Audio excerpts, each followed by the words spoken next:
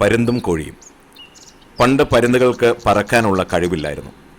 അന്ന് പരുന്ത് കോഴിയെപ്പോലെ മണ്ണിലാണ് ജീവിച്ചിരുന്നത്. പരുന്തും കോഴിയും സുഹൃത്തുക്കളുമായിരുന്നു. എന്നാൽ ഒരു നാളിൽ പരുന്തിൻ്റെ മക്കളും കോഴിയുടെ മക്കളും തമ്മിൽ വഴക്കുണ്ടായി. അതോടെ പരുന്തും കോഴിയും ശത്രുക്കളായി. പിന്നീട് പരുന്ത് മുട്ടയിട്ട് കഴിഞ്ഞാൽ പരുന്തില്ലാത്ത നേരം നോക്കി കോഴി മുട്ട കൊത്തി കുടിക്കുമായിരുന്നു. പരുന്തിന് കോഴിയെ എതിർക്കാനായിരുന്നില്ല. എന്തെന്നാൽ പരുന്തിനേക്കാൾ ശക്തി കൂടുതൽ കോഴിക്കുണ്ടായിരുന്നു. പരുന്തിൻ്റെ നിസ്സഹായാവസ്ഥ കണ്ട ദൈവത്തിന് സഹതാപം തോന്നി. ദൈവം പരുന്തിന് പറക്കാനുള്ള കഴിവ് നൽകി.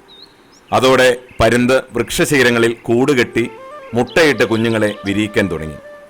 എന്നാൽ പിന്നീടും പരുന്ത് കോഴിയോടുള്ള ശത്രുത വെടിഞ്ഞില്ല.